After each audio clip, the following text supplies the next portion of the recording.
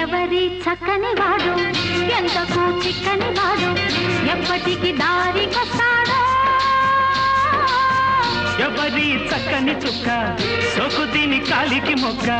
కాదన్నా వెంట పడుతుంది కాదన్నా వెంట పడుతుంది